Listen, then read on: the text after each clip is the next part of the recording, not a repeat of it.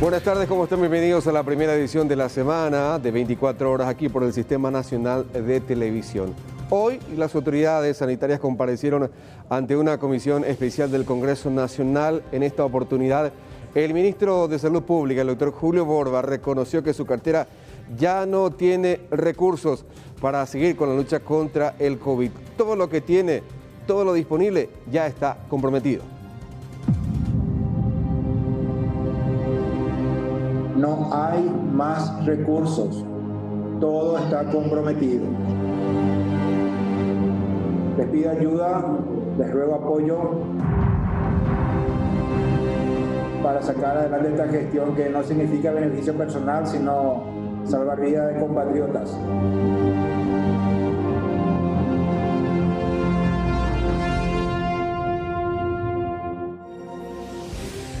Y otro tema destacado en 24 horas, violencia sin fin. Se multiplican los casos de asaltos y robos que demuestran más que una sensación de inseguridad.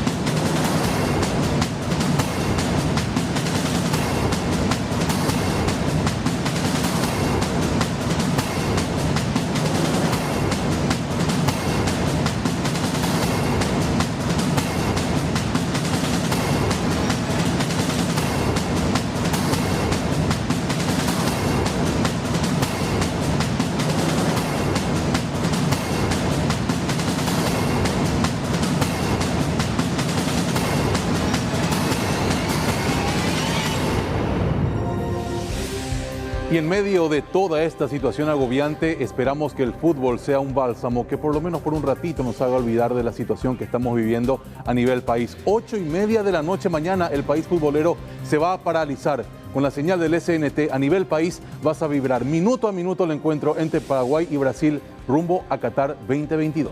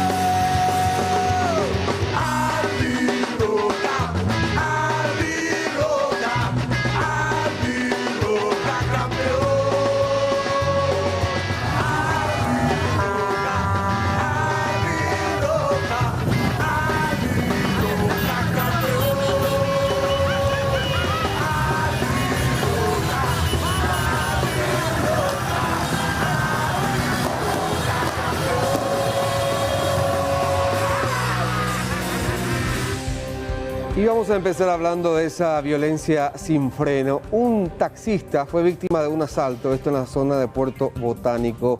Llegaron 3 personas hasta su propia parada para minutos después despojarle de una módica suma de dinero.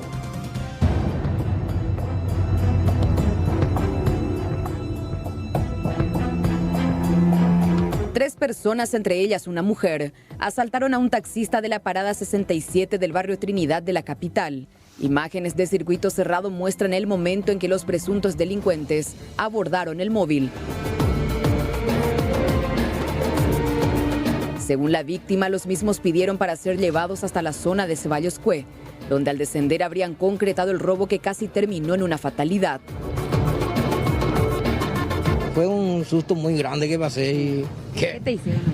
que a nadie le deseo, ¿verdad? Con un tipo machetillo acá, me jugaron ¿no? ya como para matarme, porque los otros, mientras tanto, el otro me rompía toda, tenía un celular chiquitito, ¿verdad? Que uso acá en mi trabajo y después ahí, como te dije, ¿verdad? Rompieron el cable del petete, llevaron la radio y después encontraron ahí la poca platita que estaba teniendo la recaudación del día, ¿verdad? Entre los tres se pusieron por... Entre los tres, el de la remera blanco al menos a matarlo me jugó. No me dio luego ni un segundo para respirar. Él te neutraliza con el machetillo por el cuello.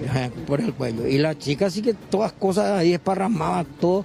El otro sí que ya comenzó a soltar el petete y estiró la llave y me rompía la camisa porque ahí sintió algo que era el celular Nokia, el chiquitito que tenía, que los compañeros nomás lo acá me regalaron porque yo pues no uso celular. Ahora, don Francisco, vos ni sospechaste porque ellos llegaron hasta la parada a pedir el servicio, ¿verdad? Un poquitito, porque la dama que se acercó, increíble, la pinta luego, ¿cómo te digo, verdad? Vamos a creer que es un asaltante. Como se dice vulgarmente, había sido que la pinta es lo de menos, ¿verdad? Y después el muchacho y el otro también se subieron y me pidieron trasladarle hacia Camino Puerto Botánico. Y le dije que le iba a cobrar 15.000 y que no había problema, y nos íbamos sin problema. Inclusive me dijeron para que me cuide porque está jodido el tema y... Bueno, ¿y el asaltante? Y ellos fueron los ¿A qué asaltantes. altura te asaltaron? Y ahí en Coronel Bóveda y camino a Puerto Botánico. Que donde ya se iban a bajar ya luego supuestamente. Y después de ahí me pidió favor otra vez que le haga pasar 2 cuadras. Le hice pasar 2 cuadras y ahí en la cuadra de la seccional 41. ¿Cuánto se llevaron de vos de dinero, don? Y como te dije, ¿verdad? Ahora prácticamente sería la recaudación del día de domingo, ¿verdad? No era mucho. Y la verdad que no era mucho, ¿verdad? Pero de eso pues yo tengo que cargar combustible, gano yo y después con el señor que es el permisionario de la parada, ¿verdad? ¿Cómo estás, don? ¿Mejor ya ahora que te pasó un poco? Y la verdad que yo me estoy recuperando todo con el ánimo que me dan los compañeros y... Pasé muy mal. No le deseo ni a mi compañero lo que pasé, sinceramente. Difícil ya trabajar. Difícil, muy difícil. Y gracias a Dios con los ánimos que me da mi compañero, acaba de ver usted que mis parientes se acercaron a ver cómo estoy ahora. Así era. Según informaciones recabadas por los uniformados de la comisaría jurisdiccional, los presuntos asaltantes serían personas con frondosos antecedentes. ¿Tienen imágenes de circuito cerrado, comisario? ¿Son nítidas? ¿Le va a permitir a usted trabajar en la identificación de estas personas? Exactamente, ya tenemos identificada a la persona. ¿Quiénes serían los supuestos autores? La chica especialmente, pero estamos obviando esa información para mejor investigación. Claro, pero por lo menos se podría adelantar si se tratarían de personas con varios antecedentes. Ya, comisario, ¿están acostumbrados a este tipo de golpes? Sí, hay personas que con varios antecedentes, según la manifestación que me dijeron, que están entrando y saliendo de la casa grande, como dicen ellos. O sea, ¿las 3 personas del video tendrían antecedentes, comisario? Sí, tienen. ¿Pueden operar de esa manera? ¿Sus objetivos son luego los taxistas o diversos tipos de hechos se les atribuye? Diversos tipos de hechos. El barrio Trinidad atraviesa por el peor momento en materia de inseguridad. En cuestión de apenas días, 3 personas fueron víctimas de asaltos, de las cuales 2 de ellas fueron asesinadas por los delincuentes.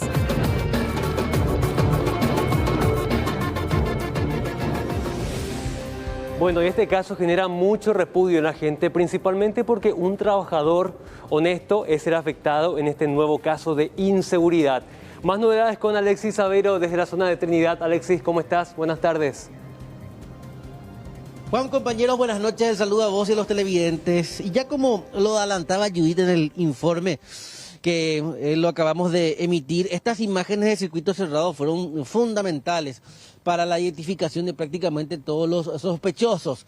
Tal es así que uno hoy ya fue localizado por agentes de la Policía Nacional, y es que algunos informantes también proveyeron el dato de que el mismo se encontraba en la zona de Primer Presidente y Dolores Vera. Es el lugar en donde lo visualizaron. Rápidamente se dio una intervención de los agentes de la comisaría 12. El al percatarse de la presencia policial emprende una huida, no sin antes también una férrea resistencia, ya que con un machetillo en manos estuvo a punto de herir a los intervinientes. Es así que estos hicieron el uso de la fuerza, realizaron disparos. Uno de ellos impactó contra el sospechoso y ahí fue reducido y aprehendido. Se trata de José Alberto Cubilla Riquelme, tiene 32 años, un hombre con varios antecedentes penales. El mismo ahora ya se encuentra internado en el hospital del trauma a raíz de esta herida, y tal como lo indicábamos recientemente, aparece en esta secuencia de imágenes de circuito cerrado como uno de los líderes, inclusive, si podemos decir, de esta gavilla que asaltó a este humilde trabajador del volante, a quien despojaron de prácticamente toda la recaudación de la fecha. Con respecto a lo que fue el procedimiento de la comisaría 12, conversamos con el subjefe, el comisario Carlos Silva.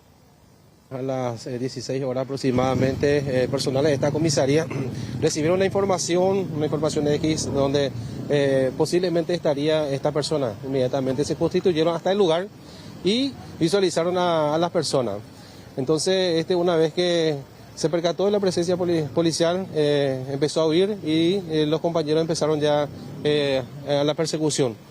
Y una vez que tratando ya de aprehenderlo, opuso resistencia con un machetillo en mano, tratando de agredir a los intervinientes.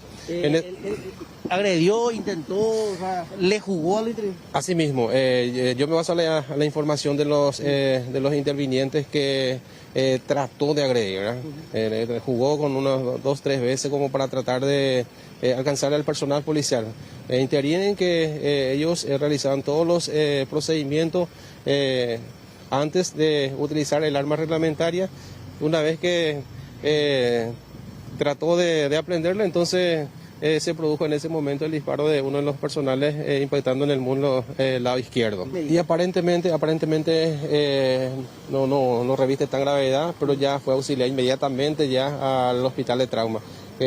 Para nosotros primeramente es la vía posterior al procedimiento. Cuenta con varios antecedentes, inclusive por orden de captura. En el momento de su aprehensión recibimos una denuncia también, uno de los vecinos que fue también víctima de un hecho similar al ocurrido anteriormente.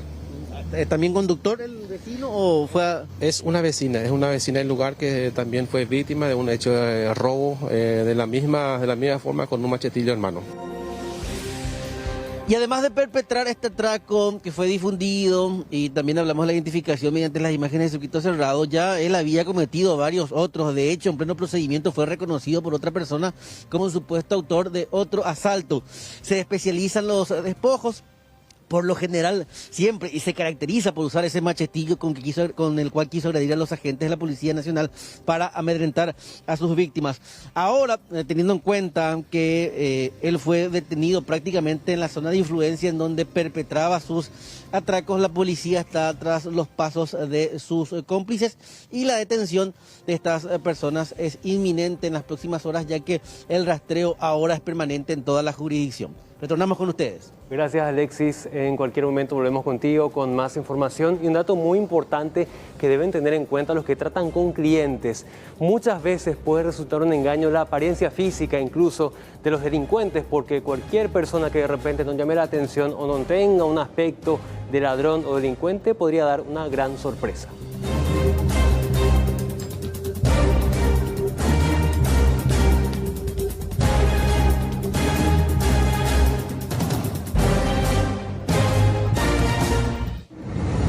Bueno, precisamente sobre este tema, hoy la Policía Nacional advierte y anuncia principalmente a aquellos conductores de plataformas de transporte de que las zonas ribereñas, aledañas, son bastante peligrosas y uno fácilmente puede terminar cayendo como víctima de un asalto. Para la policía son verdaderamente zonas rojas.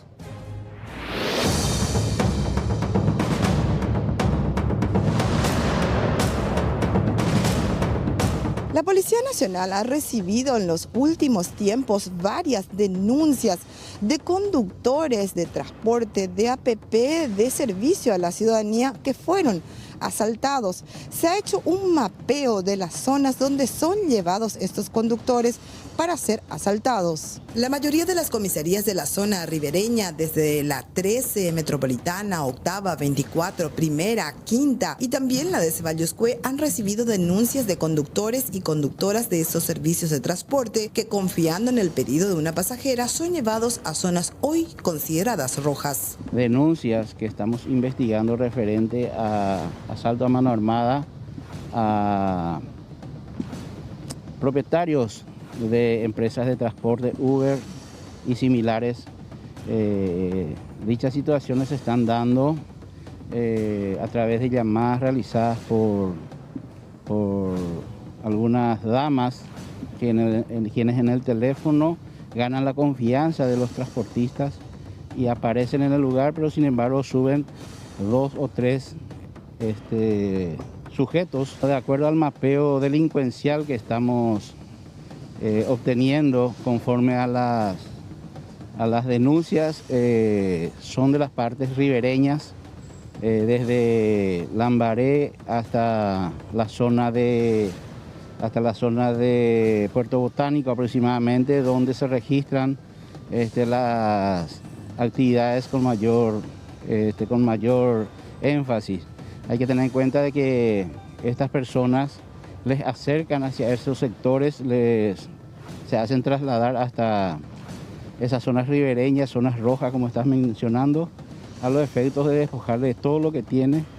Y bueno, gracias a Dios, el día de ayer se le pudo capturar a 2 personas de distintas bandas quienes se dedican efectivamente a ese tipo de hechos. Ellos abordan, ya sea en el microcentro de Asunción, la terminal o cualquier otro sector, y solicitan el destino hacia esas zonas rojas que son lo que habíamos manifestado, hacia los lugares de zonas bajas de las zonas ribereñas. El comisario Careaga también solicita a las personas, si se dan cuenta que los pasajeros son peligrosos, comunicarse al sistema 911. Las zonas rojas comprenden una vasta extensión de territorio de los bañados y zonas bajas, en donde los conductores tienen pocas posibilidades de intentar salir del lugar y pedir auxilio a tiempo para que los asaltantes sean detenidos. Tengan mucho cuidado ante la más mínima situación, llamen al 911, inclusive pueden discar para que se le esté escuchando el viaje, cuando se trata de más todavía de 2 personas, cuando reúne las características de que podrían ser delincuentes. Lastimosamente en estas zonas existen también personas de bien que no tienen nada que ver con estos criminales que se ven afectados. Lastimosamente con estas recomendaciones se pide a los Uber o Bolt evitar llevar pasajeros a estos lugares. Vamos a cambiar de información. Recuerdan, meses atrás se viralizaban fotografías y videos de una joven que dejaba una deuda bastante importante en una peluquería de Ciudad del Este. Ella es Lisandri Ayala. Hoy la detuvieron. Aparentemente formaría parte de un grupo de delincuentes según la policía. Ella se desmarca de esto. Lisandri Ayala Montiel, de 22 años, salía del juzgado de San Lorenzo hasta donde fue conducida luego de su detención en la zona de Carapeguá. La joven fue ahora sindicada de haber realizado un asalto en compañía de 2 hombres a conductores de plataformas de viajes, a quienes incluso habrían despojado del vehículo, dinero y celulares. Los hechos se habrían registrado entre el 27 de mayo y 2 de junio. Sin embargo, la mujer niega su implicancia en los casos. Que se me está inculpando por algo que yo no hice, por un hecho punible que yo no realicé, que en días de esa fecha, que se me acusó el 27 de mayo, 2 de junio, por 2 robos de 2 vehículos. Imagínate, yo no hice eso, me están perjudicando bastante, porque yo empecé a retomar mi vida, mi curso de vida, después de todo lo que la gente se ensañó conmigo, con mi persona, aparte de los trastornos y todo lo que yo ya sufrí, autosuicidio, todo eso, y pasé esa raya. Yo admito mi error me rectifiqué ante la sociedad. No pedí disculpas públicamente, pero a toda esa gente que yo capaz habré jodido, la verdad que sí, admito eso, tuve problemas ya con Uber, Bolt, y a toda esa gente yo les pido disculpas y que yo no sé quién se está ensañando conmigo, si son grupos de Uber o si es la misma fiscal o fiscales, pero yo niego este acto de vandalismo que yo no realicé en fecha y quiero acotar de que el 2 de junio y el 27 de mayo yo estuve en lugares donde hay cámaras y se ve que estuve con mi novio. Lisandria admitió haber estafado a una conocida peluquería en Ciudad del Este meses atrás, donde dejó una deuda impaga de alrededor de 12 millones de guaraníes, luego de someterse a diversos tratamientos. Reconoce que sufre de ansiedad, depresión y que con su familia está dispuesta a pagar aquella millonaria deuda, pero en cuotas. Yo sufro de depresión, ansiedad, algunos trastornos que a veces me agarra una locura o que me quiero cualquier cosa, ¿verdad? Que arraigo desde hace tiempo ya. Yo no sé quién se está ensañando conmigo, los fiscales de Ciudad del Este, el abogado de Rodney, no sé, pero no, yo sé que capaz tengan que pagar algo. Yo quiero mandar a decirle a esa señora que yo con mi familia le puedo pagar mensual si ella solicita eso, que yo le voy a pagar esa plata. Lisandria Ayala fue conducida hasta la comisaría de mujeres por disposición judicial y habrá que ver cuánto tiempo permanecerá entre rejas. Y esta imagen corresponde a un profesional radiólogo que fue asesinado por motoasaltantes. Esto ocurría el fin de semana frente al Hospital Central del IPS. Justo Amado López, como todos los sábados, fue a visitar a sus hijas en la casa del abuelo, pero este 5 de junio permaneció por más horas y salió tras la lluvia pasada la medianoche, cerca de la 1:15 de la mañana del domingo. Esperó colectivo en la esquina de Sacramento y Lombardo, cuando es sorprendido por dos asaltantes que lo hirieron de muerte. Su billetera se encontró en su bolsillo con la suma de 17.000, pero no el celular. Presumiblemente que fue el celular. Con fines de robo. Con fines de robo. En este caso hay una persona testigo, vamos a decirle. ¿Qué vio pero a los autores ya cuando se marchaban? Cuando se marchaban y también cuando el sujeto estaba ya en el suelo, la víctima. Lo ocurrido sorprendió a su ex suegro, don José Ramón Ayala, de quien no se despidió antes de partir. La terrible noticia la recibe ya cerca de las 3 de la mañana. Padre de 3 criaturas, 3 chicas, la mayor tiene 15 años, la segunda tiene 13 y la última 8. Y a las 3 de la mañana me llama mi hija y me dice, ¿está la policía acá? Mi hija está a una cuadra acá de mi casa, sobre la calle San Juan. Y me dice, ¿está la policía acá? Me voy. A Amado se le asaltó. Todavía no supimos nada de lo peor que pasaba. Me fui hasta su casa, conversé con la policía y me dice, sí, se le tiró un lazo. Está frente a IBS. Según el señor Ayala, en esa zona pululan los focos de venta de drogas, lo que deriva en hechos de inseguridad. De hecho, en el barrio hay muchos inconvenientes a nivel droga. Es un sector, Trinidad es un sector muy duro en ese tema. Varias cámaras de circuito cerrado existen sobre la calle Lombardo, así también sobre Sacramento estaría un domo que domina el área donde ocurrió el hecho, aunque las imágenes no son socializadas por la policía ni la fiscalía. Un joven que se encontraba aguardando que diera luz verde el semáforo fue quien vio de espaldas a los autores en su ida y pudo escuchar los disparos para luego auxiliar al joven radiólogo, pero muchos datos no pudo brindar atendiendo al horario en que el hecho ocurría y la escasa iluminación del lugar.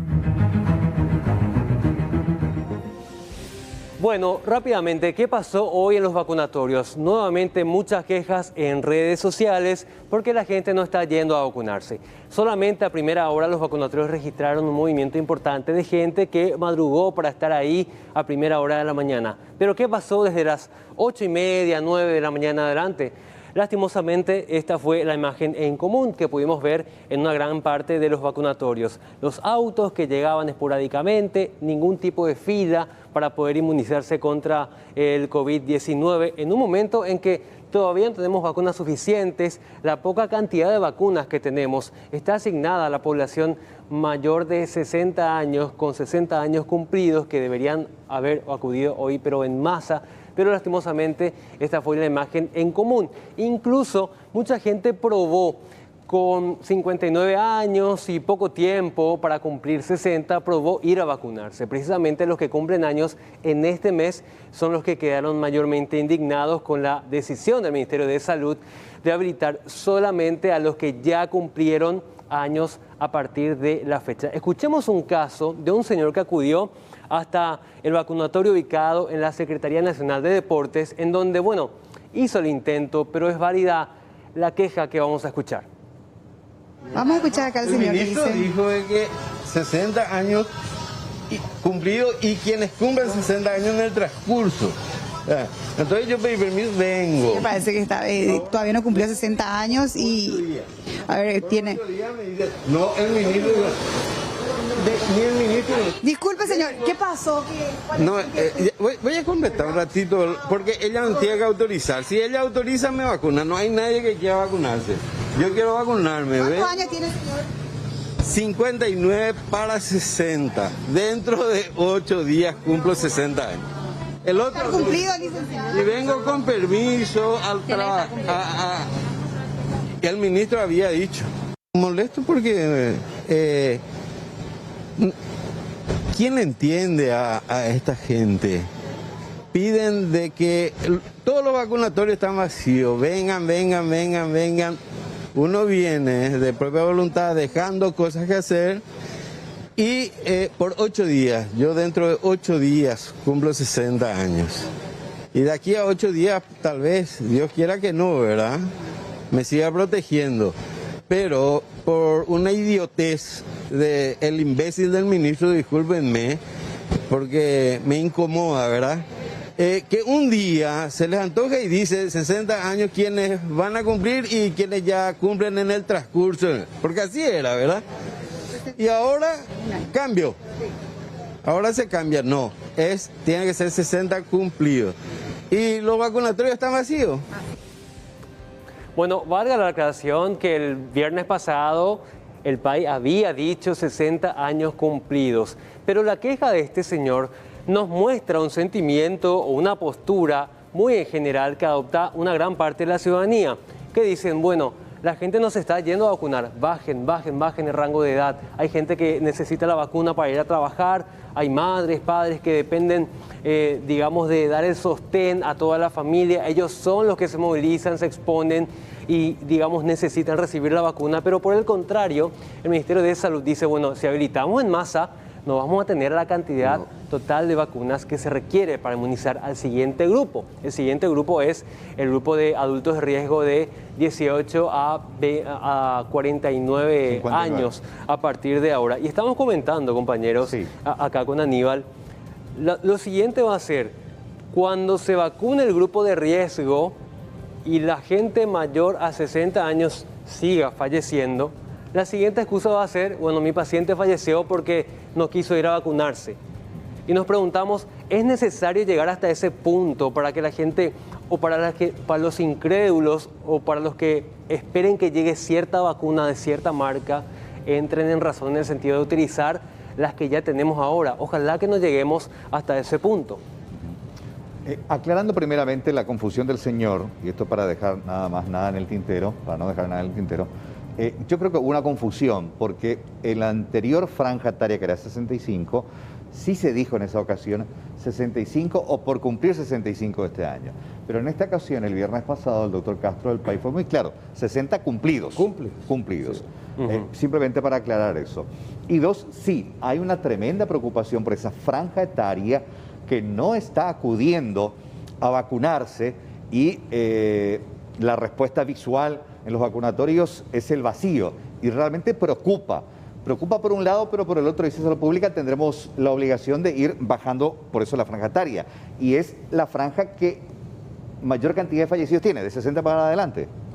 ¿Cuántas vacunas tenemos hoy en día, Juan, disponibles? ¿55.000 se hablaba hoy? Exactamente, un pequeño remanente de las 134.000 que llegaron la semana pasada de las de AstraZeneca. También se suman las vacunas de Moderna, pero van a ser solamente para el grupo de embarazadas. O sea, en este momento, para seguir avanzando de manera masiva y para bajar a menos de 60 años, por ejemplo, a 55 años y más, necesitamos una gran cantidad de dosis, pero mientras tanto estamos esperando. Todavía es incierto, el Ministerio de Salud a nivel oficial maneja fechas, pero que no da a conocer para no generar falsas expectativas, es lo que están diciendo. Y muchos licenciados que viven ahí el contacto diario con la gente están diciendo en este momento, bueno, la gente viene a preguntar qué vacunas tenemos y porque tenemos una vacuna que no es la que es de preferencia, se están retirando nuevamente hasta sus casas. Es un fenómeno que estamos viendo en muchos vacunatorios actualmente. Hoy daban a conocer en una entrevista radial que en la franja etaria de 50 a 59 años son 614.000 personas, una estimación, 614.000, y solamente hasta ahora, desde el sábado a esta parte, al mediodía de hoy, se anotaron prácticamente algo así como 180.000 personas en esa franja etaria de 50 a 59 años. O sea, uno no sabe si hay interés o simplemente la gente está postergando su anotación en la web de Salud Pública porque sabe que no hay vacunas, por ejemplo, y que probablemente va a tardar mucho todavía el Ministerio para seguir bajando el rango de edad. Y son diversos factores, Aníbal. En primer lugar, decían las autoridades de salud, mucha gente se registra recién el día que va a vacunarse. Con esa actuación no se puede planificar. ¿Por qué? Porque el Ministerio planifica la cantidad de dosis que envía a las regiones, a las ciudades, a las capitales departamentales, en base a la cantidad de gente que se inscribe por área. Porque al momento en que un paciente pone nombre, apellido, enfermedad de riesgo, pone también la zona en donde vive, porque se presume que va a ir a acudir al vacunatorio más cercano a su casa o por lo menos a su zona de trabajo. Por eso es que es muy importante inscribirse para que el Ministerio pueda, planificar y que no tenga excusas después de decir, no enviamos la cantidad de dosis requeridas. Anuncio muy importante, mañana llega una importante carga de las vacunas de Sputnik que corresponden a la primera dosis, o sea, van a ser 40.000 nuevas personas beneficiadas con estas vacunas. Paraguay con el fondo ruso son las vacunas que nosotros ya estábamos esperando. Entonces, en ese sentido, siempre nosotros aquí desde nuestras autoridades esperamos la confirmación oficial para hacer el anuncio. Entonces, cuando ocurrió este anuncio de la presidencia de Argentina, son estas dosis como las que forman parte de la negociación con el fondo ruso. O sea, ellos van a traer nada más la vacuna. Claro, esa es la información que nosotros tenemos. Tenemos una estimación de que son las 40.000 dosis, probablemente el componente 1. Esto también debemos confirmar. Recordemos, las Sputnik tienen un tratamiento muy específico de temperatura, así que obviamente esto no va a llegar a todo el país. Así que los licenciados dicen, esperemos que la gente igualmente acuda a los vacunatorios con o sin Sputnik o con o sin, una vacuna de preferencia, porque las que están tienen un 100% de efectividad para evitar muertes y también hospitalizaciones. ¿Qué es lo que estamos viendo acá? El modelo de certificado que van a tener que presentar las embarazadas a partir de este miércoles para recibir la vacuna contra el COVID-19. Poco más de 5.000 inscritas hasta el momento. Recordemos que el nivel de gestación debe ser elevado en cuanto a la cantidad de semanas. ¿Y qué dice este certificado que debe llenar un médico para firmarlo? Datos de la paciente, nombre, apellido, el número de cédula, el lugar en donde se inscribe la persona y, por último, la condición para la indicación de la vacuna. Si tiene algún tipo de riesgo, sí o no, y sobre todo, ¿cuál es el diagnóstico? Esto debe completar el médico o el personal de blanco autorizado para poder constar que la persona va a vacunarse con una necesidad especial. Iniciando la vacunación en las personas profesionales de la salud o que tengan algún factor de riesgo. Y tienen que ir a los vacunatorios con esa constancia. ¿Quién le va a dar esa constancia? su médico ginecobstetra o su médico de familia o la licenciada de obstetricia que le está haciendo la asistencia en el control prenatal en los servicios de salud de todo el país. ¿Hay indicaciones para las embarazadas? En este momento la indicación que nosotros tenemos en cuanto a la plataforma es nada más la edad gestacional de 20 semanas y más, la condición que lo hace vulnerable, ¿verdad? Y en ese sentido es una de las plataformas que la contraindicación más importante sería algún antecedente de alergia grave, ¿verdad? Pero insisto yo con la evaluación que justamente recomienda la Organización Mundial de la Salud, que es valorar riesgo-beneficio. Dejarla a una mujer embarazada de 20 semanas y más, con diabetes, obesidad, hipertensión, y que representa el 62% de este grupo que lamentamos, es por eso que se insiste con la vacunación en este grupo de edad.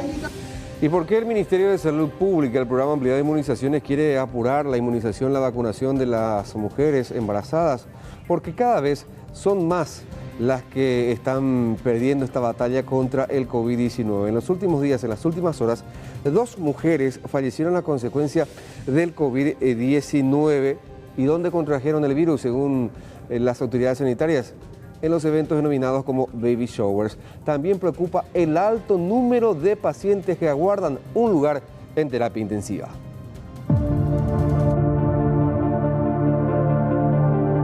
La muerte de las embarazadas se dio tras varias complicaciones por COVID-19. Ambas tenían más de 30 semanas de gestación y realizaron un mismo baby shower con la asistencia de 12 personas. De estas, 9 dieron positivo al COVID.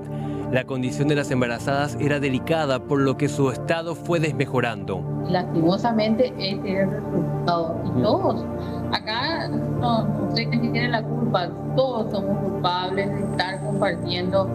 Y yo insisto una vez más con las medidas. Y el tema es muy folclórico en este país, que es la bocadistemia, como le llamamos todo, ¿verdad? El compartir una fuente de bocaditos y ahí el contagio se realiza en forma masiva, porque están todos acercándose y las fotos que vos ves no son precisamente con tapabocas, están con tapabocas y mantener la distancia. La situación es preocupante en el área de terapia intensiva a nivel país. En promedio, los pacientes en espera de un lugar superan la cifra de 150 personas por día. Varios de estos pedidos son reiterados. De ellos son 78 pedidos reiterados y 107 son pedidos nuevos de las últimas 24 horas en este momento. Muchos de estos pacientes, y en realidad 95 de ellos, tenemos este número fijo, están incluidos dentro de salas de reanimación dentro de los hospitales públicos. Estas salas de reanimación funcionan como una sala más de terapia intensiva, tienen todos los equipos médicos adecuados. La cantidad de embarazadas fallecidas por COVID-19 supera la cifra de 50 pacientes. Las autoridades ruegan por que la ciudadanía tenga conciencia en momentos de una emergencia altísima que transforman los hospitales en escenarios de guerra. La información nos lleva hasta la zona de Areguá, donde un grupo de familiares y amigos piden justicia para Brian, un joven víctima de la violencia. Alexis Amarilla nos cuenta la historia en vivo e en directo. ¿Cómo estás, Alexis? Buenas noches. ¿Qué tal? ¿Cómo estás, Carlos? Un gusto saludarte. Abrazo enorme para la querida audiencia también. Si hablamos de la extraña muerte de un joven de tan solo 16 años en la zona de Areguá, más precisamente en cercanías de Valle Pucú. Justamente este hecho se produjo el día viernes, cuando el joven fue hallado muerto de un balazo en la cabeza. Por de pronto no se saben aún los pormenores del ilícito, sin embargo hay una investigación ya encursada por parte de la Policía Nacional. Los familiares, la madre, la tía, los amigos de Brian se acercaron hasta esta comisaría número 37 para exigir justicia y pedir el esclarecimiento de este hecho, ya que el joven lastimosamente falleció. Señora, nos comenta un poco lo que sabe en relación a la muerte de su hijo. Y lo que yo quiero saber es quién fue lo que le hizo eso. Realmente yo no sé quién lo que le hizo, y pido justicia por mi hijo, porque es muy joven para que se le haga así, muy jovencito, y no quiero una respuesta de la autoridad, quién fue lo que le hizo, y pido justicia por mi hijo, que se aclarezca esto, por favor, porque él es muy joven, apenas 16 años tiene. Señora, ¿bajo qué circunstancias se habría dado la muerte de su hijo? ¿Qué sabe al respecto? Y yo sé que se fue con unos amigos y ahí lo que yo sé, después lo que él hizo y eso yo no sé cómo lo que pasó, nada. Que le mataron, que le dispararon, eso es lo que me interesa. Los indican como uno de los autores de un hecho de asalto, aparentemente, ¿no? Sí, así dice, pero hay que ver qué es lo que pasó ahí. ¿Qué es? No tengo conocimiento de eso, lo que sí, qué es lo que pasó ahí. Hay otra persona demorada, incluso también. Sí, llegó a conversar con él con respecto a qué fue lo que sucedió, quién fue el autor del ilícito. Sí. No, yo no llegué a hablar con él. No llegué a hablar todavía con él. ¿Usted es la madre de la otra persona demorada? Así, dijeron respecto al caso? Así mismo es. Uno luego, yo me quiero quejar por el tema de que eran las 9, las 10 de la noche. Yo vine para verle a mi hijo y no me dejaron entrar. Le supliqué al comisario que estaba de guardia, porque quería ver en qué estado estaba mi hijo, porque algunos decían que era mi hijo el que falleció. Bueno, no me dejaron entrar a toda costa, le tenían ahí a mi hijo y yo no podía verle. Eso es algo que me extrañó, no sé por qué. Bueno, ellos estaban, mi hijo por ejemplo estaba en mi casa y el chico al que no se le agarró, ese fue el que les llevó a los dos, al hijo de la señora, a Brian y a mi hijo. Mi hijo por ejemplo no tiene antecedente. Bueno, estaba enfrente de mi casa y vino este muchacho Dylan Cáceres, alias El Ñoño. Le dijo, Yahaya Batalla Shera, le dijo, a Villarrica le conocen a mi hijo. No porque mi hijo está enfermo, como 5 veces le insistió. Me supongo que después le habrá convencido y salieron. Ahora, después qué pasó, no puedo decirte porque no sé. No sé, todavía yo no hablé bien con mi hijo de ese tema porque no me dejan luego hablar con él prácticamente a solas. ¿Entendés? Y a lo mejor no sé si él estará presionado o algo así, no quiere decir nada, pero a solas yo no puedo hablar con mi hijo. Esas cosas, por ejemplo, son cosas que a mí me extrañan. Porque estando ahí queremos justicia. Y queremos justicia para Brian. Queremos justicia. Este es el clamor de los vecinos. Vamos a ver si podemos escuchar también la versión policial que está aquí el comisario, por ahí sí lo encontramos brevemente para conocer un poco el lado oficial de la Policía Nacional. Estaba ahí, el comisario se encuentra, vamos a ver si podemos encontrar al comisario, porque estas personas estaban también investigadas bajo aparentemente un hecho delictivo de asalto. De hecho, esta es la motocicleta que fue incautada durante el procedimiento, ya en cercanías de donde se encontró lastimosamente el cuerpo de este joven de 15 años de edad. Comisario, nos comenta un poco brevemente qué se sabe respecto a la muerte de este joven y los pormenores del caso. Bueno, los pormenores del caso, según tenemos la investigación, las circunstancias del hecho, ¿verdad? El día viernes aproximadamente a las 7:30 en una calle vecinal fueron víctimas 2 menores de edad, uno de 13 años, otro de 14 años, a punta de arma de fuego presumiblemente y cuchillo, arma blanca, ¿verdad? 2 armas blancas que se encontró en poder de uno de ellos. Fueron víctimas de asalto y posteriormente ellos huyeron del lugar. Se dirigieron por un camino vecinal, una zona boscosa, donde aparentemente se encontraron con un grupo de personas que estaban armados, ¿verdad?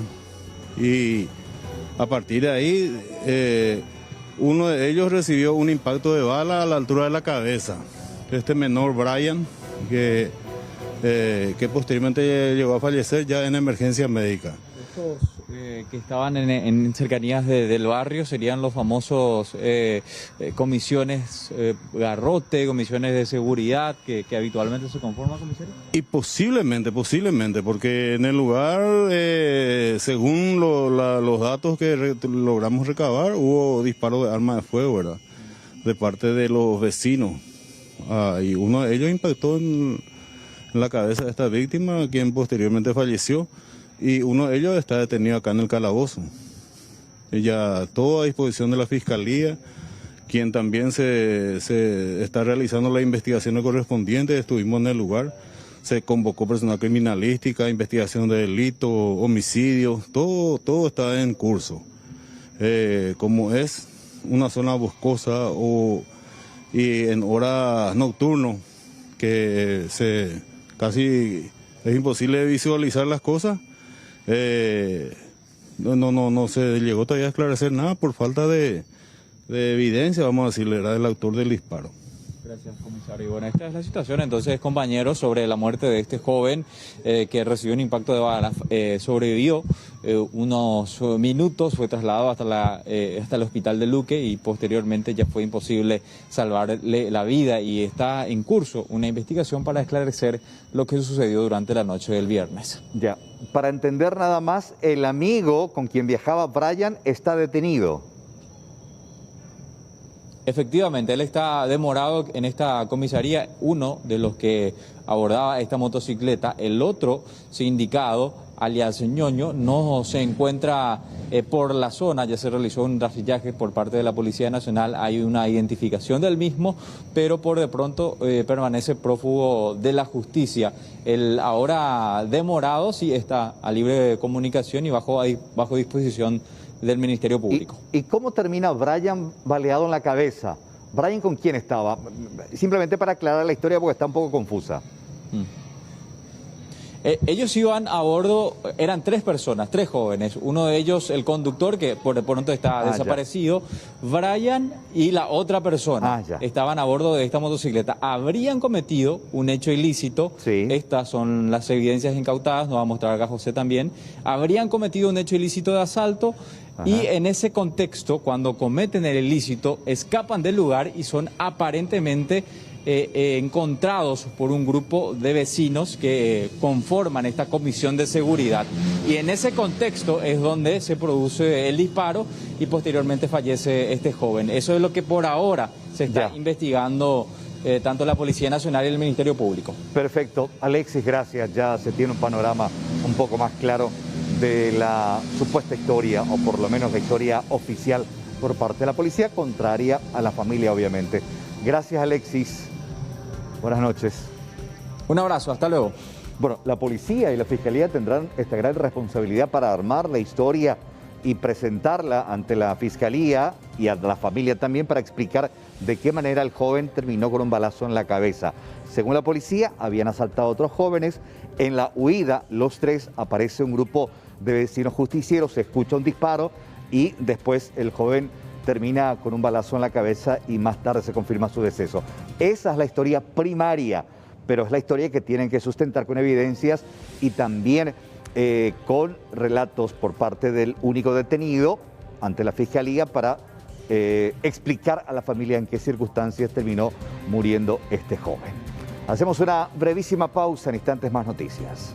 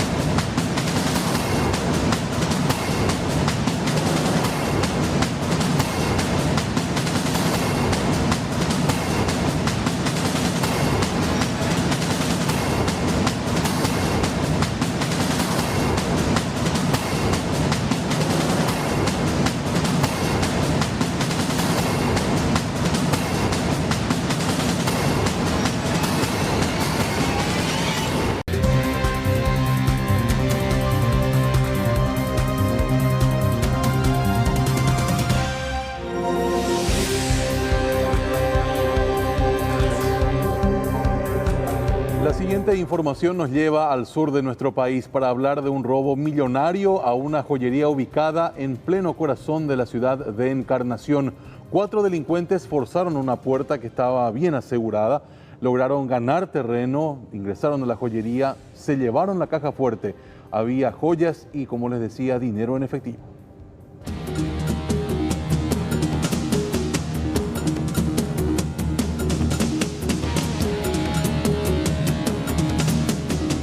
A plena luz del día y en pleno centro de Encarnación. Así actuaron los delincuentes cerca de las 2 de la tarde, momento en que a bordo de 2 vehículos llegaron hasta esta joyería. Las imágenes de circuito cerrado muestran el momento en que manipulan las cerraduras de una de las puertas. De manera bastante profesional ingresan al interior del comercio y el principal objetivo sin dudas era llevarse un millonario botín.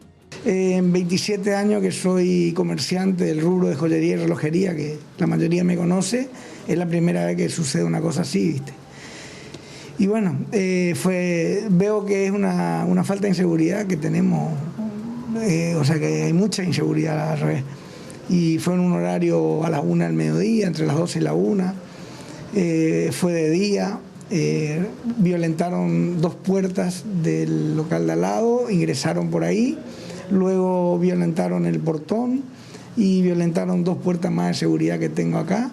Violentaron las alarmas y violentaron las cámaras. Por suerte que nosotros tenemos un sistema de tecnología donde las cámaras van a la nube de Google y podemos ver todo igual, aunque rompan el DVR, ¿viste? Gracias a Dios que tenemos las filmaciones. Ya tenemos identificado que fueron en 2 vehículos, fueron entre 6 y 7 personas, tipo grupo comando. Y bueno. Las secuencias muestran cómo los marginales se llevan una de las 3 cajas fuertes de la joyería, que contenía un millonario monto que el propietario aún no especificó. Sí, me llevaron una caja fuerte con valores adentro. De paso anuncio que tenía chequera de Banco Continental, de Banco Río y de Visión. Por si ya hice la denuncia, por si alguien recibe a mi nombre, que por favor se comunique con los bancos o que me llame a mi teléfono de la joyería, que está en el Facebook, para antes de recibir cheques que estén a mi nombre. Para lograr el cometido, los ladrones forzaron 3 accesos. Así llegaron hasta la oficina principal. Destruyeron el sistema de seguridad y también el DVR de las cámaras. Sin embargo, otras lograron captar las características de los amigos de lo ajeno. En el circuito que aproximadamente estuvieron involucrados en este tema 4 a 5 personas. Estas personas se encontraban bien encapuchados, tenían tapabocas. También nosotros como policía no podemos descartar de que hayan sido más personas. Es lo que estamos investigando, estamos en plena tarea investigativa, tanto efectivo de la comisaría primera como el personal técnico investigativo. Las imágenes son contundentes. Según datos de la policía, los ladrones tenían un plan bien elaborado que concretaron a la perfección. De momento siguen prófugos. La víctima pidió justicia ya que el perjuicio a este comercio es millonario.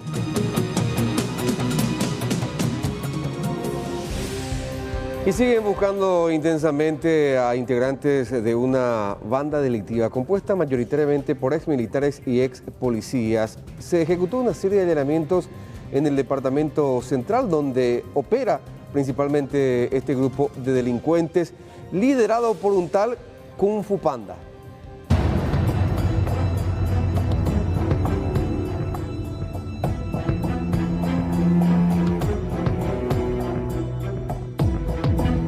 La policía sigue tras las pistas de alias Kung Fu Panda y sus secuaces indicados como los responsables de millonarios atracos ocurridos en el departamento central.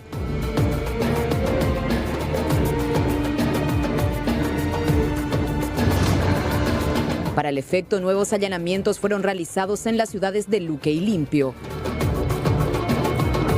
La información que se nos dio no fue exacta, pero ustedes bien saben, si uno no verifica, no allana, no vamos a salir de la duda. ¿Una evidencia incautada en esa primera vivienda? Y estamos analizando algunos documentos que se levantó de ahí. Se trata de Antonio Candia Ferreira, es una persona que anteriormente se dedicaba al servicio de guardia de seguridad.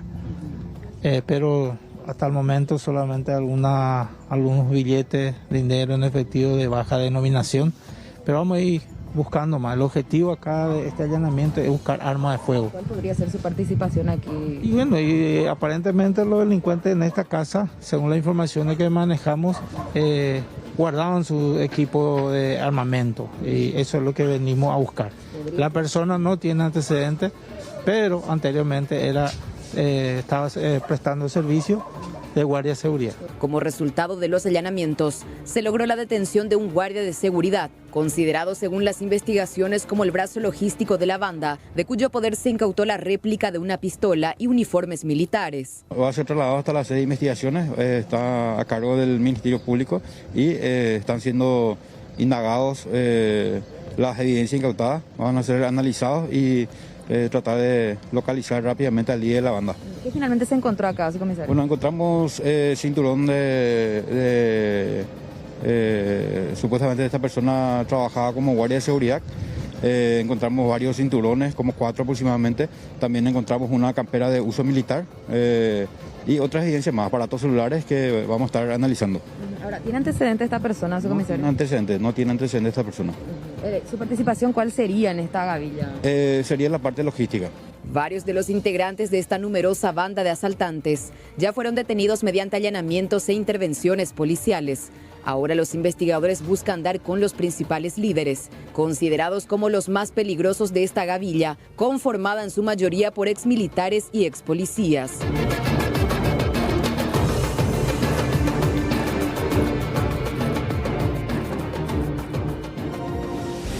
Bueno, mucha atención con esto porque la Dirección de Vigilancia de la Salud presentó el nuevo mapa de riesgo del Paraguay después de este fin de semana. Y hoy en día, lastimosamente, nuestro país está por completo, casi, en rojo con respecto a los casos de COVID-19 en relación a la cantidad de habitantes por departamentos y por regiones. Todo el país está en rojo, excepto el departamento de Canindeyú y el departamento de Alto Paraná. Esto habla principalmente de que ahora se concentra la epidemia en Asunción Central, en Misiones, mucha cantidad de ciudades afectadas en Paraguarí, también en el departamento de Itapúa y aquí en el Chaco paraguayo. Hay varias regiones, si bien todos los departamentos están afectados, pero principalmente la gente que vive en esta región de las estancias está registrando una cantidad muy importante con respecto a la cantidad de habitantes. Si son pocos habitantes y hay muchos casos, eso es lo que está alarmando y pone en rojo a todo el mapa del Paraguay con respecto al COVID-19. Ahora bien, vamos a analizar un poco más a fondo lo que pasa en el departamento de Alto Paraná. Siempre estamos diciendo que Alto Paraná y principalmente Ciudad del Este es una ciudad de espejo con lo que ocurre en el Brasil. En Alto Paraná se tiene una ocupación de camas del 100%, camas de internación, camas de terapia intensiva y lo que está preocupando principalmente a los médicos es que el 50% de los internados en terapia intensiva tiene menos de 50 años. Son jóvenes que están llegando a los hospitales en muy malas condiciones. La verdad que nuestra tasa ha aumentado muchísimo la cantidad de jóvenes. En las terapias prácticamente el 50% son menores de 50 años. O sea, estamos hablando de personas en edad muy productiva. Y esa es una situación. Y también estamos viendo embarazadas que están con cuadros muy delicados. Vemos tomografías que nos llegan lastimosamente con una agresividad muy alta, con pulmones prácticamente destrozados. Y esta situación hace que la mayoría de los jóvenes también estén con riesgo de vida. Y cuando llegamos a la terapia, siempre es el problema que cuando llegamos ahí nuestra mortalidad ya es mayor a la esperada cuando están en salas comunes, ¿verdad? Tratamos lo posible de no ir hasta esa situación, pero muchas veces se nos hace imposible por la situación ya en que llegan. Familias enteras se nos contagian, o sea, siempre te aparece no solamente una persona en la familia, sino varios en la familia. Y eso habla de esa virulencia muy alta y lo cual hace que también veamos pacientes como bien lo decía, con fallas multiorgánicas mucho más antes de lo que veíamos en la primera ola. Bueno, lastimosamente esto se vive en este momento en Alto Paraná, pero una noticia positiva también que nos dio hoy el doctor Pallarolas es el efecto que se tiene en la vacunación. con un 90% de personal de blanco que ya está inmunizado en este momento, nos dice el doctor que bajaron notablemente los casos. Ya no hay fallecimientos de personal de blanco, tampoco internaciones, gracias a que se vacunaron. Nos habla de la alta efectividad de las vacunas. El personal que está expuesto todo el tiempo al virus, en este momento ya no ha sido afectado en manera grave, gracias a Dios. Todos han sido ya cuadros leves. Y eso, bien para darle un poco a la ciudadanía ese respaldo del por qué la importancia de la vacunación, que tenga que ser alta y que todas las personas que en este momento tienen que ser vacunadas, que les toca por su número de cédula, por su edad o por lo que sea, les pedimos, les imploramos que por favor acudan a los centros vacunatorios. Acá en nuestra ciudad, lastimosamente, al terminar la mañana, entre las 11 de la mañana al mediodía, ya los vacunatorios están vacíos, cuando la afluencia tendría que ser, por lo menos, creo que están abiertos hasta las 3 de la tarde, pero lastimosamente no acude mucha gente. Y entonces hay que insistir con la gente de que esto es algo que nos va a llevar a un buen puerto. Necesitamos que la gente que entre dentro de la edad, de la franja etaria correspondiente, acuda a los vacunatorios. Les imploramos, les clamamos por favor de que hagan eso, Juan. Es muy importante la acotación. Bueno, muy importante la acotación del doctor Payalola. Les imploramos, les rogamos que vayan hasta los vacunatorios, señala a la población indicada. Un tema muy importante, hoy el Congreso, en la Comisión Bicameral de Control de los Gastos del COVID-19, requirió al ministro de Salud a ver cómo se está gastando, y la explicación que da el doctor Borba al Congreso con respecto a los gastos que tiene es bastante preocupante. ¿Qué dice él? Ya no hay recursos. Todo el dinero que se tiene hasta ahora ya está comprometido. Hay que pagar deudas, hay que pagar una gran cantidad de facturas que se acercan al Ministerio de Salud para reponer gastos, para responder también a un importante desembolso que hicieron las familias para asistir a los pacientes. Y también hay muchas licitaciones, principalmente de medicamentos, que consumieron ya prácticamente todo el presupuesto. Si bien seré claro y contundente en algo, como ustedes saben que soy, y hoy más que nunca porque la situación exige, no hay más recursos, todo está comprometido, y eso es lo que vamos a demostrar ahora, señores parlamentarios. Les pido ayuda, les ruego apoyo para sacar adelante esta gestión que no significa beneficio personal, sino salvar vidas de compatriotas. De todos y cada uno de los presentes depende que esto sea una realidad.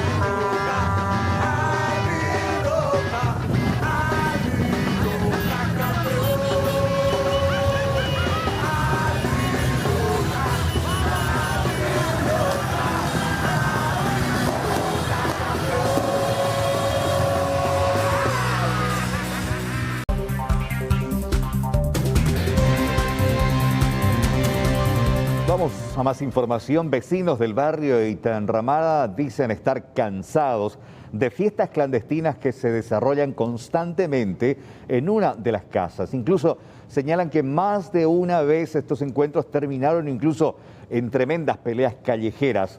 Música a todo volumen y descontrol son protagonistas constantes. Los pobladores claman por una solución. No son cumpleaños, son farras. ¿Un ratito nomás? No, aquí la de las 10 de la noche hasta las 6, las 8. Ayer salieron a las 9 de la mañana salieron. Luego de las reiteradas denuncias contra los dueños de esta vivienda, los vecinos del barrio Itá Enramada siguen sin tener paz. Estas imágenes muestran solo uno de los tantos desbordes que se tendrían en esta casa. La misma estaría siendo alquilada para encuentros y, según refieren los pobladores, allí se realizan fiestas clandestinas no solo todos los días, sino también a cualquier hora.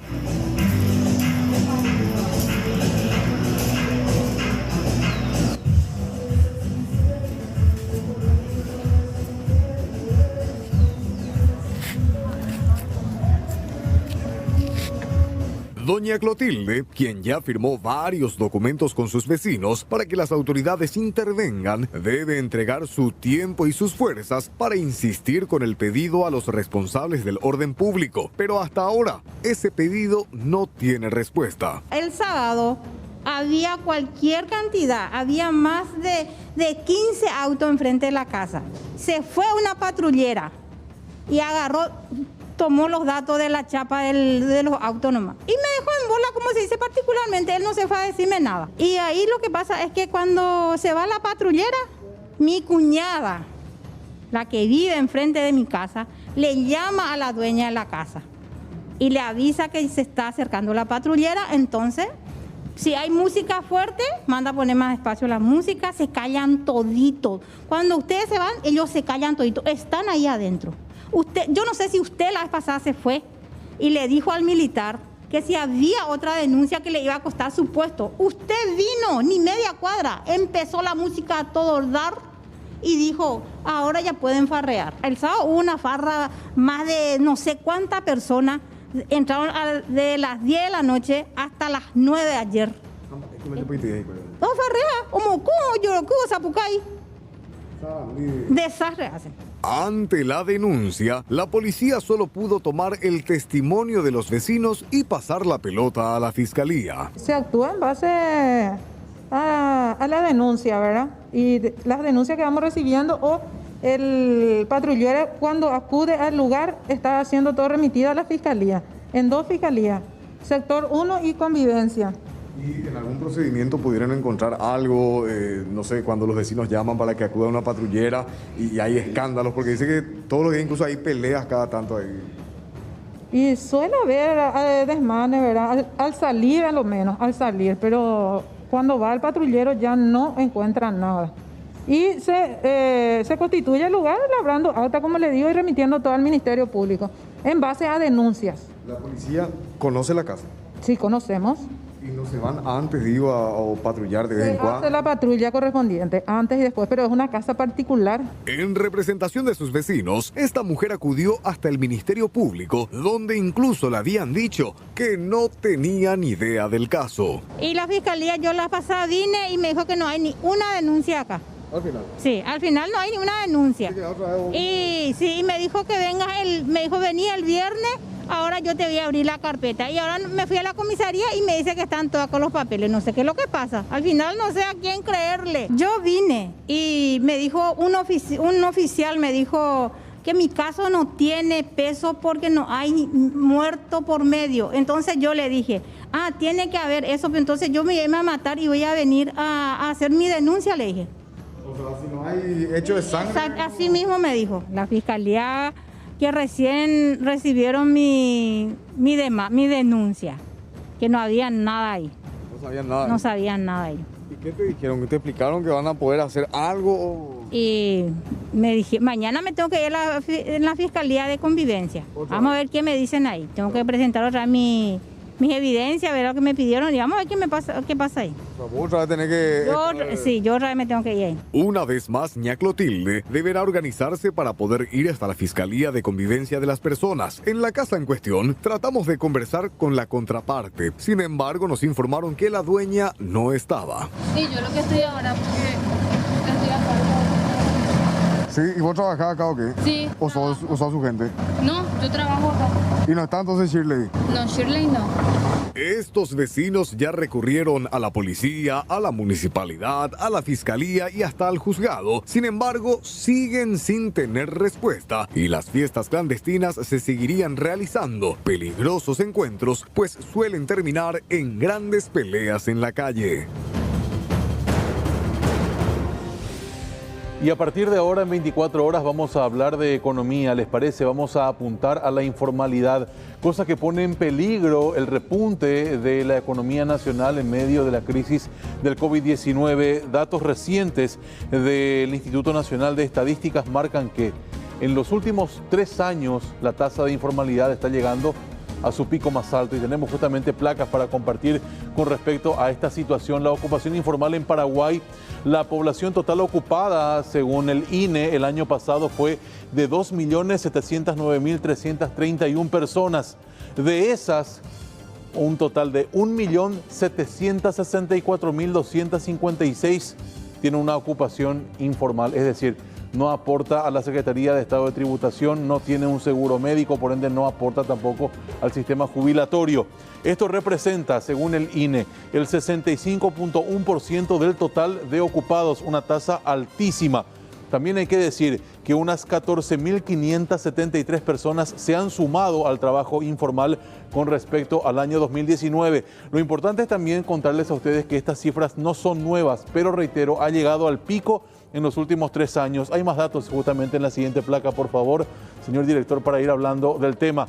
Esta es la cifra más alta, como les decía, en los últimos 3 años. La población informal, por ejemplo, en el año 2019, para tener una referencia, ha llegado al 63.7%. El año 2018 tenía un porcentaje de 64.8% y va variando también en ese sentido. Y vamos a hablar de la informalidad por áreas.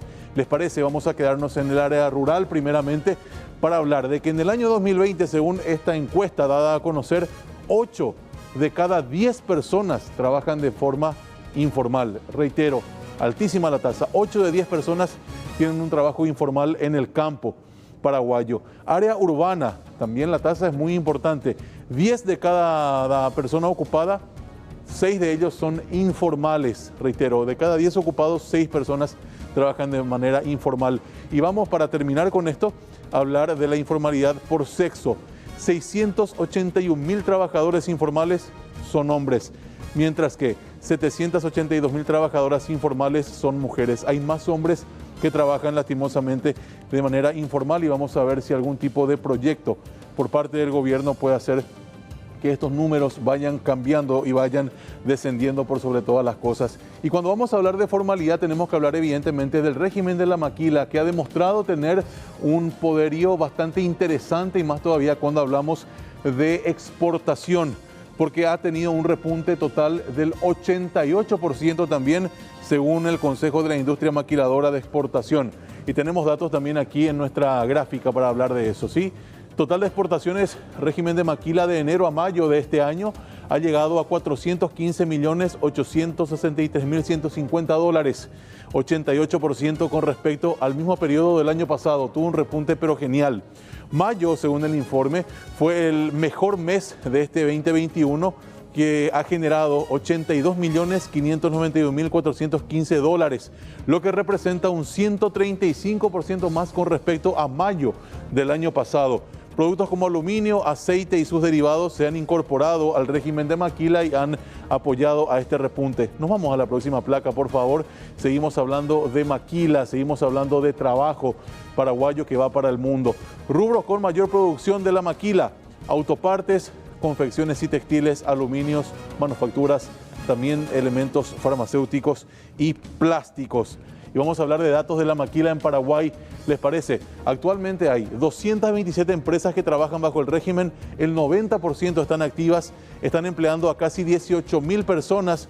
La pandemia ha afectado a este sector, evidentemente, porque tuvieron 3.000 obreros suspendidos. Hoy unos 600 esperan volver a trabajar. Y vamos a cerrar el bloque hablando también siempre de producción.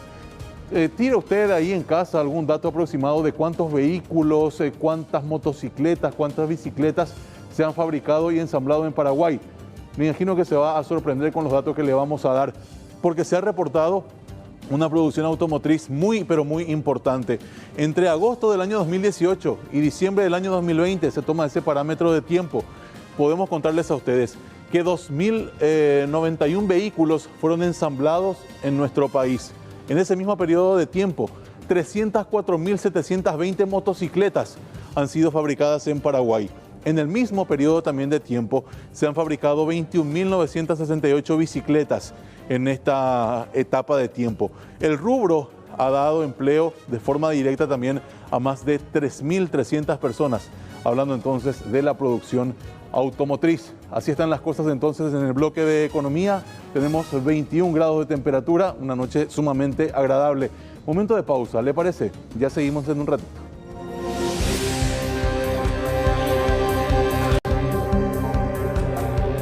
Y vamos a seguir hablando de actos de violencia, de inseguridad. Esta vez en la zona de San Lorenzo también ladrones ingresaron a un local comercial dedicado a la distribución, pero sobre todo de bebidas alcohólicas. El botín, 100 millones de guaraníes.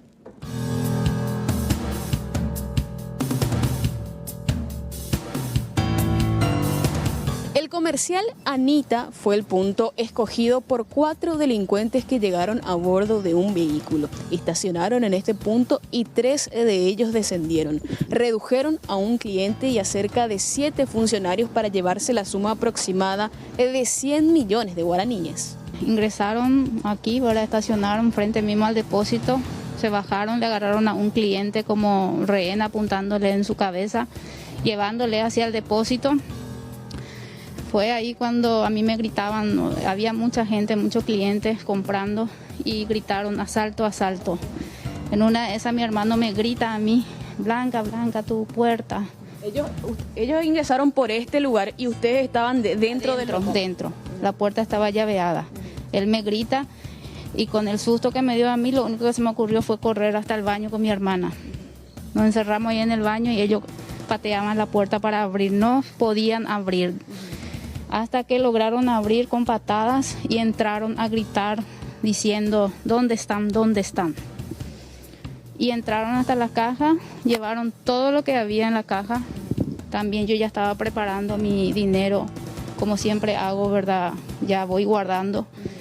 Y ya tenía todo en una cartera que también ellos se llevaron la cartera completa, con mi documentación, todo de mi hermana, todo llevaron.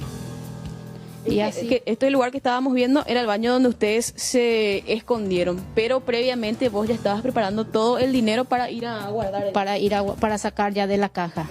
Fue en ese momento que ellos ingresaron. Yo no tuve tiempo de llevar mi cartera conmigo.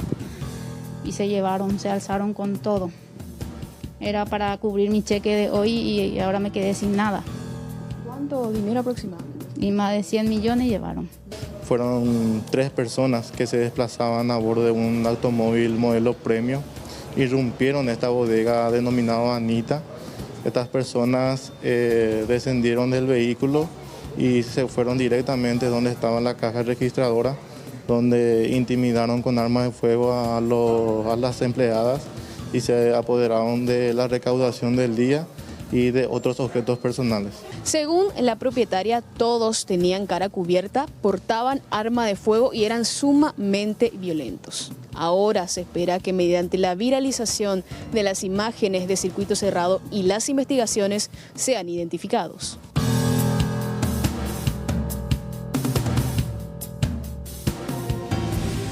Buscado hace tiempo por la policía, finalmente fue capturado el alias Tyson. Bueno, él se vio acorralado ya por los uniformados, intentó incluso disparar contra los agentes, pero finalmente terminó él herido en una pierna. Ya en la unidad policial negó todas las acusaciones. Probablemente uno de los asaltantes más peligrosos de los últimos tiempos, muy poco conocido por su verdadero nombre, Amado Enrique Melgarejo, pero ya toda una celebridad en el mundo de la delincuencia con su alias de Tyson. Con un prontuario bastante abultado que incluye un motín en Tacumbú en el año 2016, una fuga de la comisaría Quinta, a la que llegó detenido tras un tiroteo, y el robo de vehículo a un conductor de Uber ocurrido hace poco tiempo. Varias veces ya estuvo en la mira de la policía, pero siempre conseguía escapar, por lo que ante información de un posible paradero en la Chacarita, decidieron llevar adelante un operativo especial para su captura. Para tratar, ¿verdad?, ya de despistarle a él, porque acá en el Bajo, una vez que la patrullera entra, ya se avisan toda la gente que es la que está en falta con la policía. Entonces tuvimos que realizar y usar nuestros vehículos particulares, tanto vehículos como motos, y hubo gente, los que nos fuimos en los vehículos particulares, fuimos semi-uniformados, así como estoy yo actualmente, y el resto tuvo que ir de civil en motocicleta, ¿verdad? Y gracias a ese trabajo pudimos él no lo pudo reconocer a los dos motociclistas que entraron primero, ¿verdad? Y pudimos dar con él, ¿verdad? Tyson llegó herido tras intentar un enfrentamiento con los policías, pero negó todas las acusaciones en su contra, alegando que el arma que portaba la tenía solo para defenderse de sus enemigos. Siempre soy inocente, yo lo que hago aguántalo. Tyson, pero te acusa inclusive de un caso de homicidio. ¿De qué momento homicidio? ¿Nunca le mataste a nadie? No, todo lo que pasa me culpan a mí. Todos se saben. ¿Y por qué tenías esa arma en tu mano? Para defenderme. Tenemos freguey. ¿Defenderte de quién, Tyson? Y de mi freguey. ¿Quién es él? Y eso se sabe todo quién son mis freguey. Además del revólver calibre 38, en su poder se encontró un arma blanca y 16 moñitos de cocaína lista para su comercialización. Ahora quedó una vez más detenido en la Comisaría Quinta Metropolitana a disposición del Ministerio Público.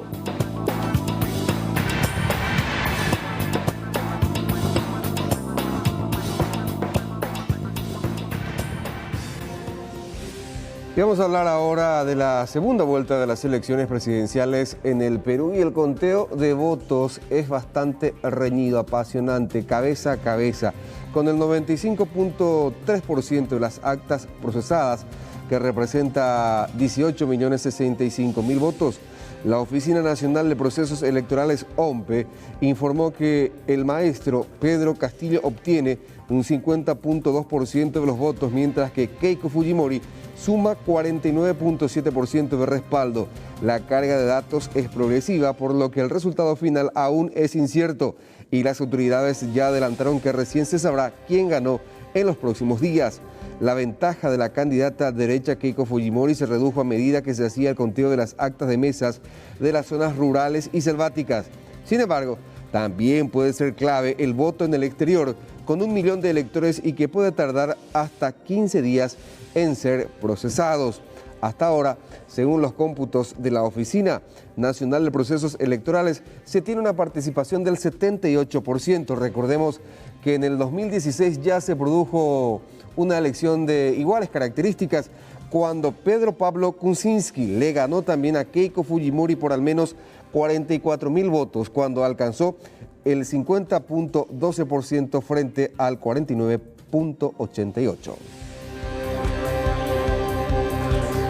Y toda una reliquia de la aviación paraguaya, la aeronave Convair 240, será restaurada para tenerla en un futuro de un museo que se está preparando en el Silvio Pettirossi. Como parte histórica de Líneas Aéreas Paraguayas, realizó las primeras conexiones regionales del país.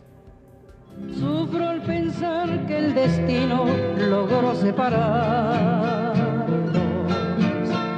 Guardo tan bellos recuerdos que no olvidaré. Sueño que juntas forjaron tu alma y la mía, en las horas de dicha infinita que añoro en mi canto y no han de volver. La Convair 240 es una aeronave icónica de Líneas Aéreas Paraguayas, la aviación nacional y única en el país. Tuvo su vuelo inaugural el 20 de agosto de 1963 y estuvo en servicio por aproximadamente 10 años, volando por todas las rutas iniciales del AP. Este avión se fabricó en 1949 para una empresa argentina que se llamaba FAMA, Flota Aérea Mercante Argentina.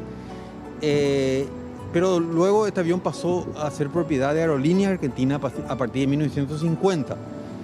y luego de aproximadamente 12 años de utilización, fue una de las tres aeronaves que compró Línea Aérea Paraguaya hacia finales de 1962. Estas aeronaves ya contaban con personal técnico de vuelo, que eran los ingenieros de vuelo.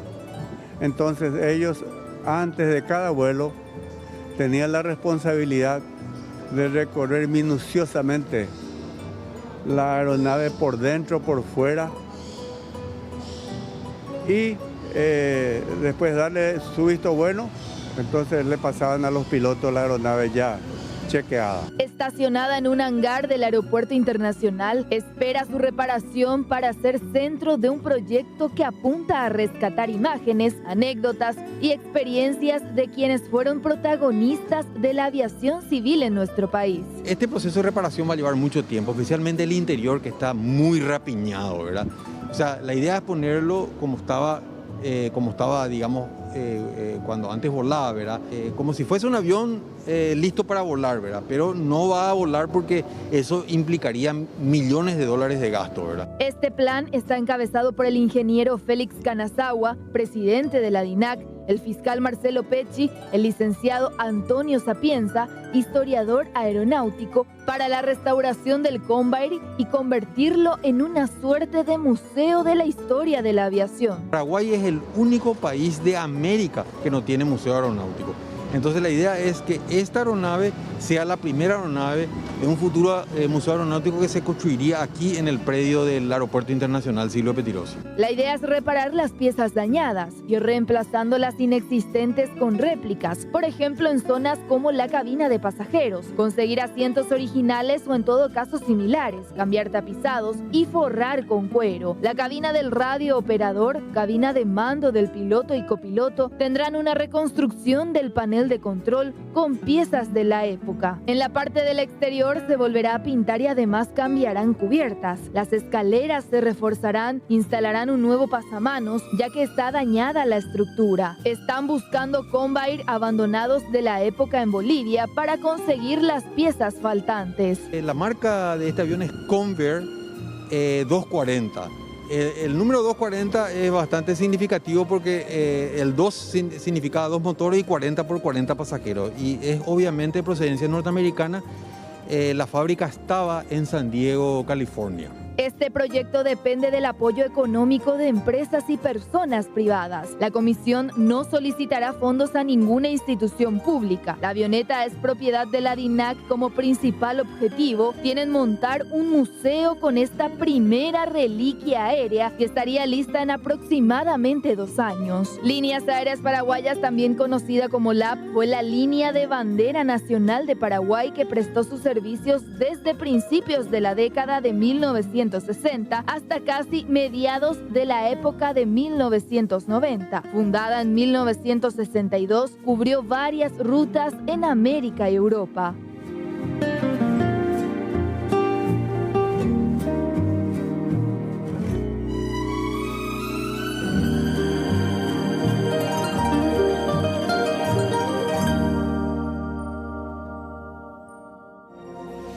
Y tenemos que hablar del informe diario del Ministerio de Salud Pública acerca del COVID aquí en Paraguay. Fueron procesadas, fíjense los datos, realmente altísimos nuevamente los números, por sobre todo de fallecidos y de internados, fíjense en esos datos.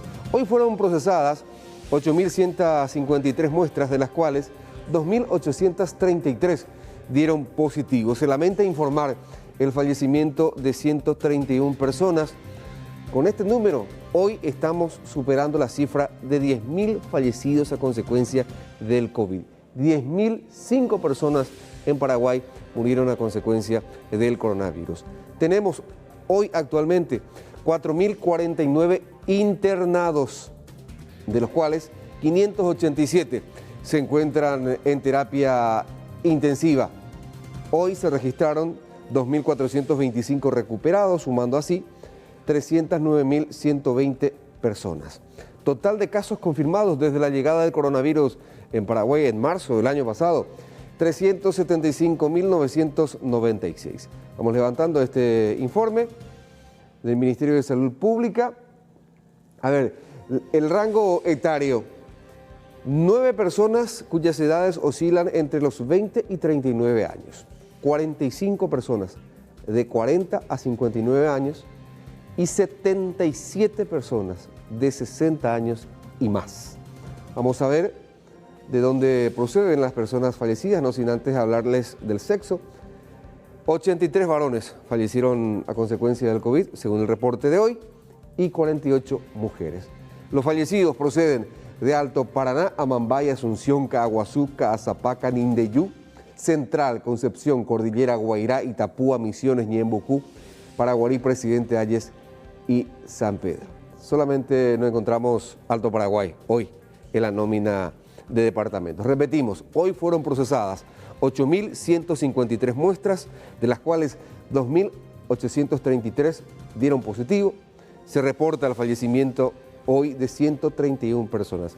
Ustedes recordarán que desde el inicio del mes de junio, cada día, todos los días, estos 7 días del mes de junio, estamos reportando el fallecimiento de más de 100 personas de manera diaria. Hoy 131 personas fallecieron. Total de víctimas fatales del COVID en Paraguay, 10.005. Tenemos 4.049 internados y 587 de este total de internados se encuentran en terapia intensiva. Y con estos números que realmente lastiman, nos vamos a una pausa. A la vuelta tenemos más noticias aquí en 24 horas.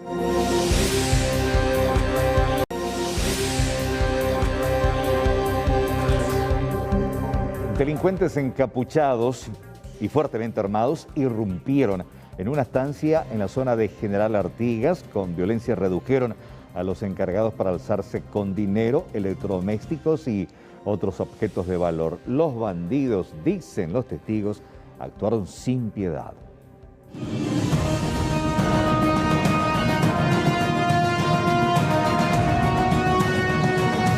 Los delincuentes ganan terreno en Itapúa y atacan con todo en diferentes distritos. Un nuevo hecho de inseguridad tuvo lugar en una estancia de General Artigas. 3 hombres a cara cubierta llegaron para asaltar a los encargados a punta de arma de fuego. Estos atacaron con extrema violencia a las víctimas, a quienes despojaron de aproximadamente 13 millones de guaraníes, armas, electrodomésticos y varias otras pertenencias. Bueno, tenemos el informe de la Comisaría Octava de General Artigas sobre supuesto hecho punible de robo agravado que habría acontecido supuestamente ayer a las 19:30 horas aproximadamente en el interior de una estancia denominada San Juan, ubicado en el distrito General Artigas, propiedad de Luis María Quevedo, 80 años de edad, domiciliado en el lugar.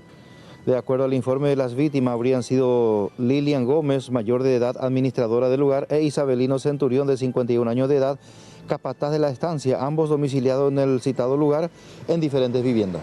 ¿Qué fue lo que aconteció ahí, según la denuncia? Y bueno, lo que se tiene es que el hecho punible habría consistido en dinero en efectivo, cuyo monto a confirmar, 4 celulares, una notebook, PlayStation, una escopeta, un rifle, revólver y marcas que no se precisa todavía, y que los supuestos autores habrían sido 2 a 3 personas del género masculino con arma de fuego en mano, arma blanca, todos con tapaboca y camperas con capucha. Presumen que los asaltantes llegaron a bordo de un vehículo para llevarse todos los objetos que robaron. Manejaban los movimientos económicos de las víctimas y procedieron sin mayores obstáculos. Y de acuerdo a las informaciones preliminares, que los supuestos autores llegaron hasta la vivienda de los peones indicando que se trataba de un asalto y que entregaran el dinero en efectivo, a lo que la administradora entregó lo que tenía en su poder, propiedad de la misma. Asimismo, los malvivientes amenazaron con ingresar en la vivienda del señor Luis María Quevedo, ubicado en la misma estancia, a unos 300 metros de la casa, quien es de avanzada edad y que se encontraba en dicho lugar, pero no se percató el hecho. Posteriormente, los supuestos autores, tras alzarse con el dinero y los objetos mencionados, se dieron a la fuga con paradero desconocido, dejando a las víctimas maniatadas en el lugar. La Policía Jurisdiccional ha convocado al Departamento de Investigación de Delitos para seguir las investigaciones en relación a este caso. Ahora, ¿tendrá las pistas entonces los autores? Sí, así mismo, están en pleno procedimiento en cuanto a las investigaciones correspondientes para poder dar con la identidad de los supuestos autores, su localización y aprehensión y poner a disposición del Ministerio Público. El lugar del hecho queda en una zona muy despoblada, escenario muy bien aprovechado por los delincuentes, quienes, según las primeras averiguaciones de la policía, serían de la misma zona. Y una familia del Bañado Norte se quedó sin su casa porque fue consumida totalmente por las llamas. Afortunadamente pudieron escapar del fuego, pero no pudieron rescatar nada de sus bienes, por lo que necesitan la ayuda de la ciudadanía.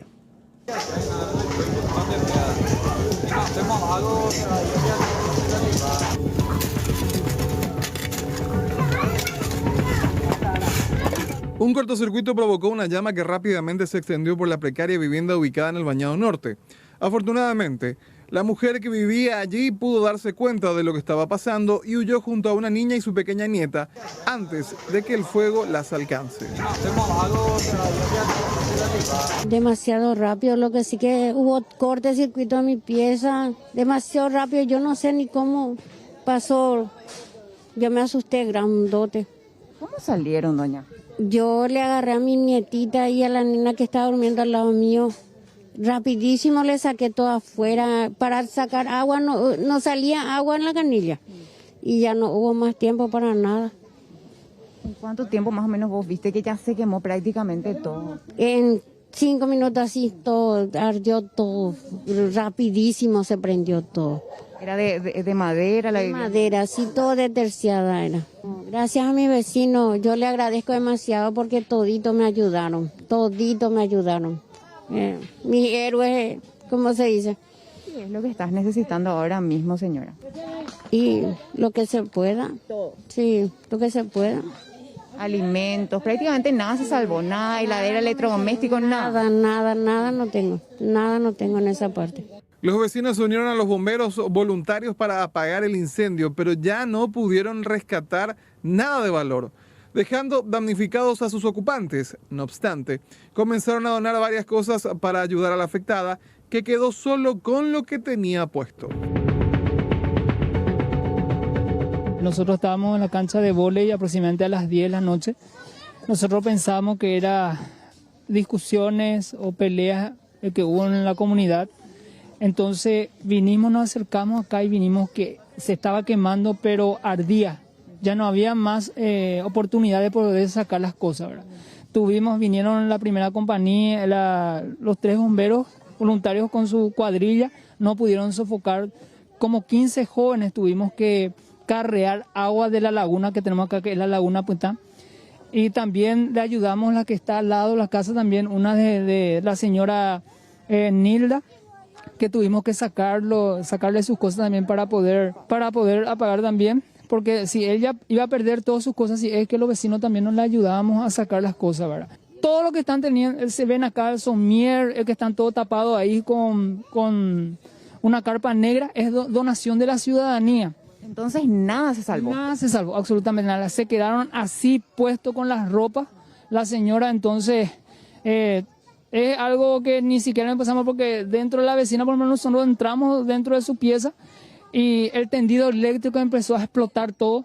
Igual nosotros nos manteníamos ahí, nos apeligramos también, pero primero, como decir, es siempre salvar a los vecinos y las vecinas. Pueden contactarse conmigo al 0971 35 55 90.